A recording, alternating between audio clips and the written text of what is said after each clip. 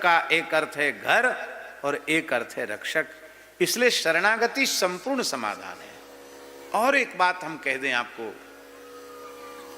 कथाएं तो आप सब सुनते ही रहते हैं, सिद्धांत की चर्चा जीवन में बहुत लाभकारी होती है, इसलिए हम सिद्धांत की चर्चा कर रहे हैं।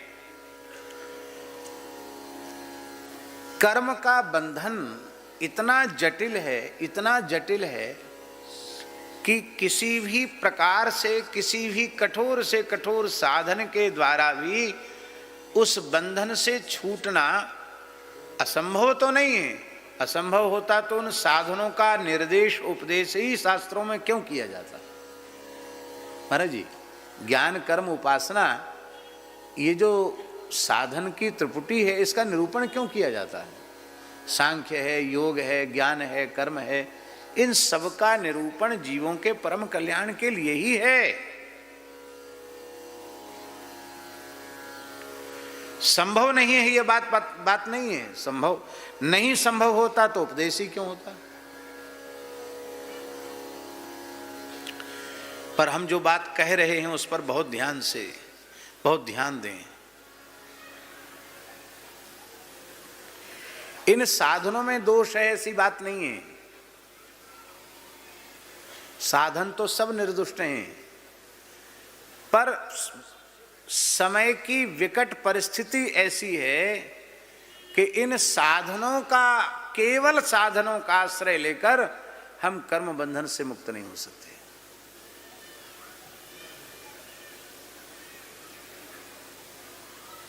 ज्ञान योग भी उदर पूर्ति का साधन बन जाता है, कर्म योग भी यश कीर्ति पद प्रतिष्ठा मान बढ़ाई की प्राप्ति का साधन बन जाता है। भक्ति योग भी भोगेच्छा की पूर्ति का साधन बन जाता है। भक्ति योग भी, नहीं समझे इस बात को?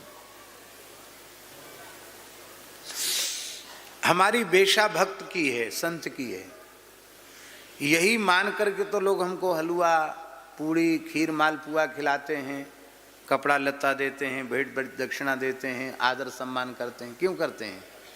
क्योंकि हमारी वेशभूषा प्रमाणित करती है कि ये भक्त हैं। तो हम वेशभूषा से भक्त हैं, पर वस्तुतः हमारे मन में भोगों के प्रति वैराग्य नहीं है। तो ये भक्ति की वेशभूषा भोग का साधन बन के रह जाएगी। अब आ गई बात समझ में?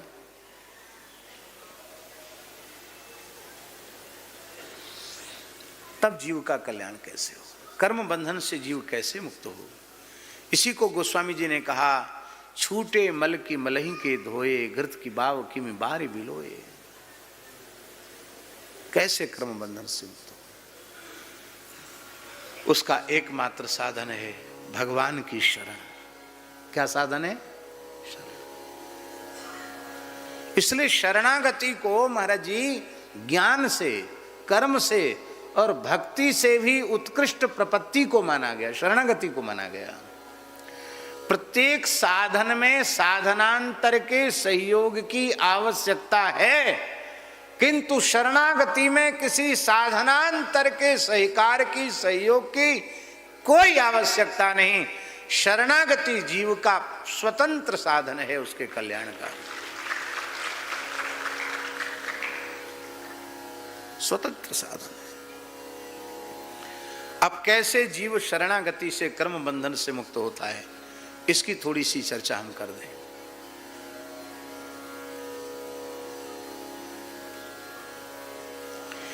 कर्म के 3 विभाग हैं, एक संचित, दूसरा क्रियमाण और तीसरा प्रारब्ध।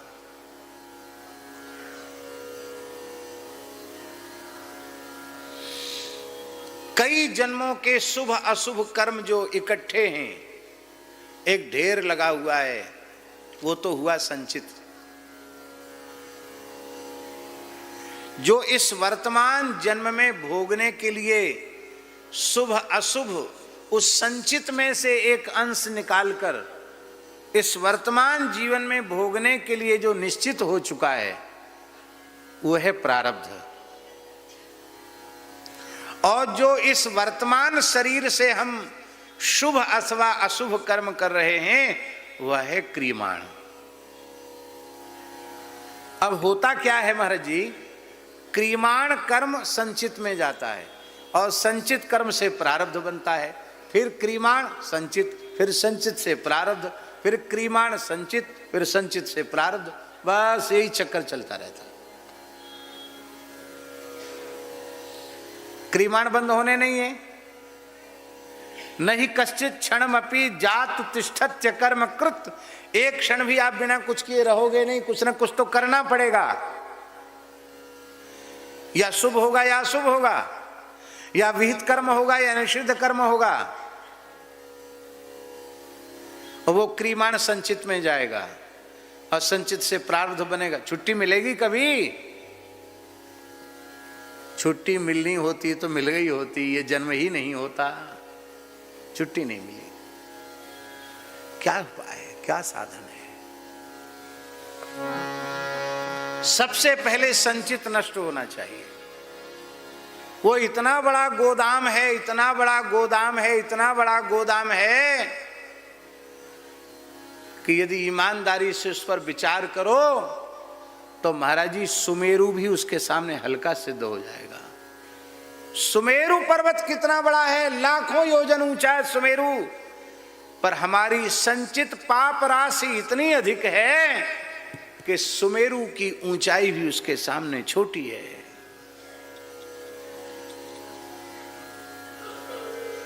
लाखों जन्म तक साधन करें तो भी संचित हमारे साधन से भस्म होने वाला नहीं।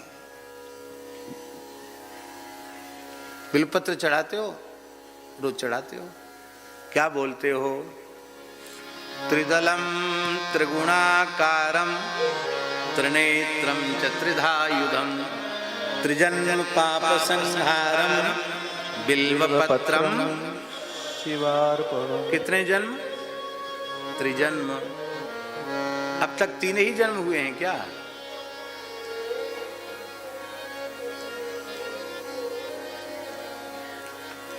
तो 300 हुए होंगे,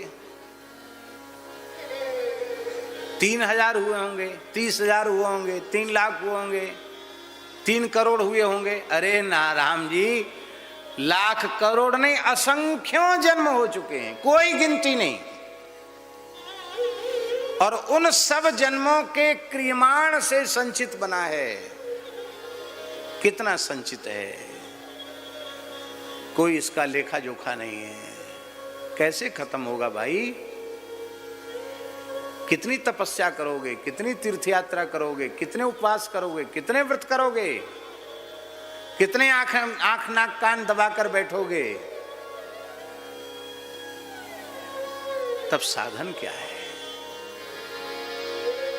सन्मुख होए जीव मोहि जबहि, सन्मुख होए जीव मोहि जबहि, जन्म कोटि अघनासहि तब, जन्म कोटि अघनासहि तब। जब जीव भगवान की शरण होता है, इस शरणागति संस्कार को ही दीक्षा कहा गया। दीयते ज्ञान संबोधा क्षीयते पाप संचयः, दीयते क्षीयते यस्मात् सा दीक्षित्य विधीयते। इसी को भगवत शरणागति कहा गया। इसलिए हमारे यहाँ साधु में शरणागति कहते थे। आपको कब शरणागति मिली?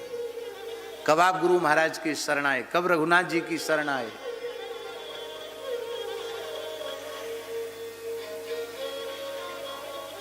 बोले हम तो बहुत पापी हैं। अरे बने रहो। विश्वद्रोह कृत अघजे ही लागा, शरण गयो प्रभु तदपि न त्यागा।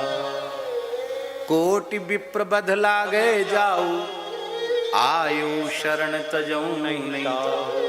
परवाह मत करो, हो जाओ राम जी के शरण। सकृत एव प्रपन्नाय तवास्मीति च याचते अभयम सर्वभूतेभ्यो ददाम्ये तद्व्रतम मम। एक बार आकर कह देता, हे नाथ, हे मेरे नाथ, हे रघुनाथ, मैं आपका हूं, मैं आपकी शरण में हूं। भगवान समुद्र को साक्षी देकर के कहते हैं, मैं उसे प्राणी मात्र से निर्भय कर देता हूं।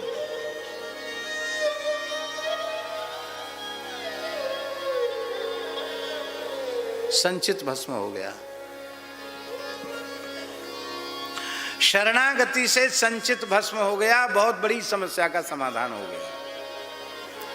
लो, जो लाखों जन्मों की तपस्या से, यज्ञ से, तीर्थ यात्रा से संभव नहीं था, वो केवल भगवत शरणागति से हो गया। अब महाराज जी बचा क्या? अब बचा क्रियमाण। क्रियमाण होगा तो संचित बनता रहेगा, पर भगवत शरणागत होने के बाद महाराज जी क्रियमाण पवित्र हो जाता है। कैसे होता है?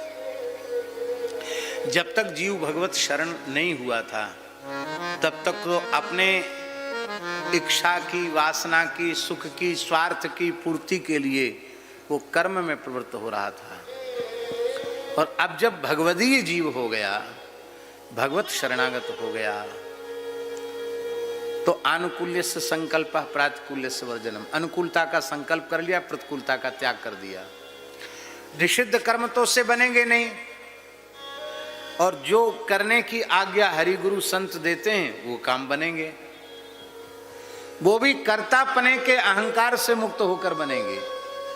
वैष्णव महाराज जी जब करता है तो वह समझता है कि मैं करता नहीं हूं, करता राम जी हैं और कारयिता भी राम जी हैं। करने वाले भी राम जी और कराने वाले भी राम जी। और करने के बाद कर्तापने के अहंकार से मुक्त होकर करता है, विहित कर्म करता है, भगवान की प्रसन्नता के लिए करता है, और करने के बाद श्री सीता रामचंद्रार्पणमस्तु, श्री राधा कृष्णार्पणमस्तु, श्री लक्ष्मी नारायणार्पणमस्तु, जो भी अपने आराध्य उपास्य हैं उनके चरणों में उसको निवेदित कर देता है। अब क्रियमाण संचित में जाना, संचित खत्म हो गया, अब क्रियमाण संचित में जाना नहीं है, वो पूरा का पूरा राम जी के चरणों में चला गया। अब बचा क्या? केवल इस देह का प्रारब्ध बचा, केवल इस देह का प्रारब्ध बचा। और उस प्रारब्ध का समाधान कैसे होगा?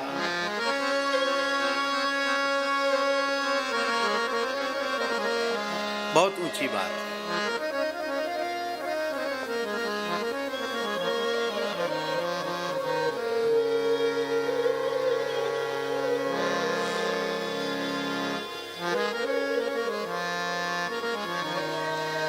प्रारब्ध का भोग भक्त कैसे करता है?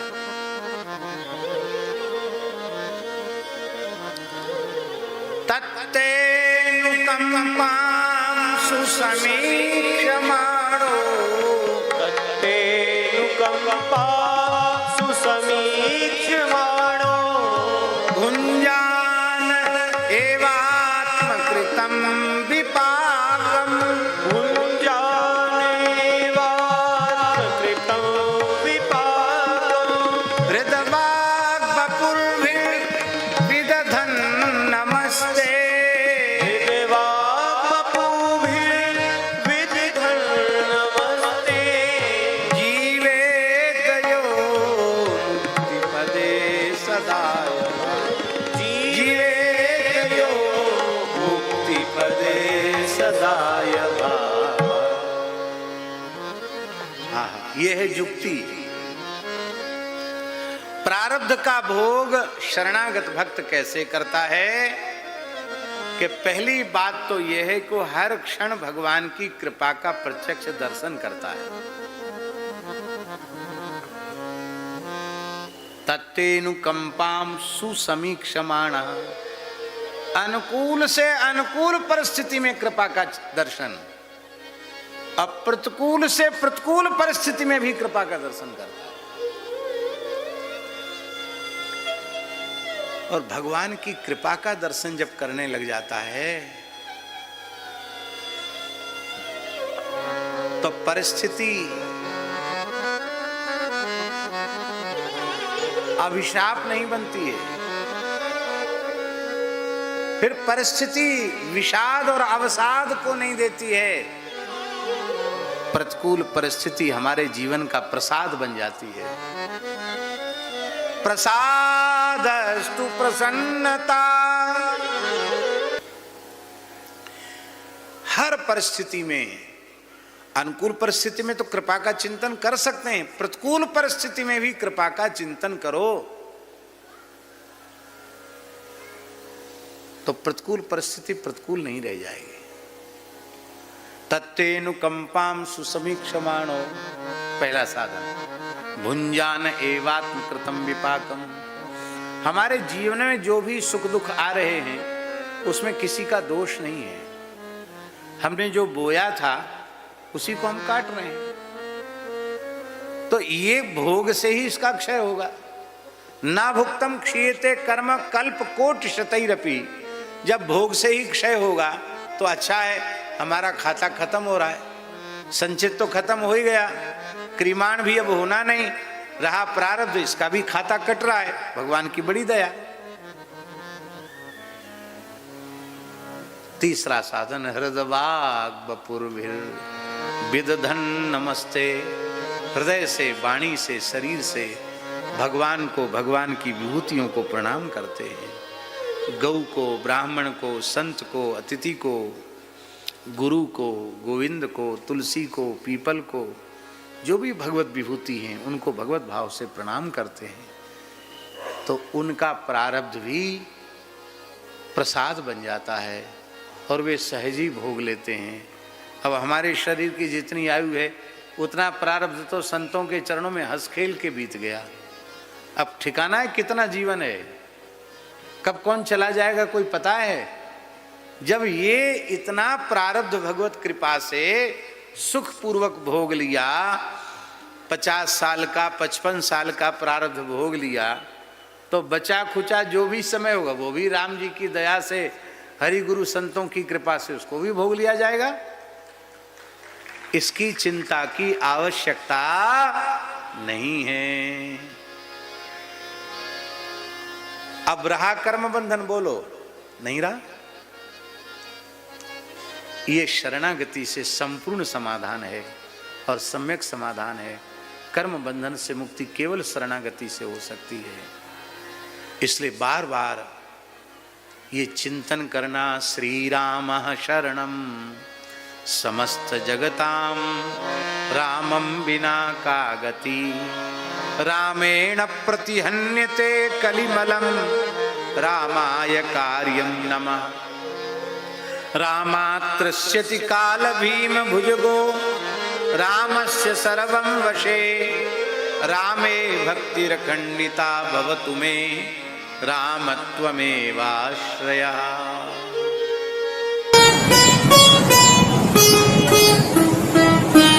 श्री सीताराम प्रतिदिन सत्संग एवं दर्शन के लिए श्री महाराज जी के ऑफिशियल चैनल को जरूर सब्सक्राइब करें।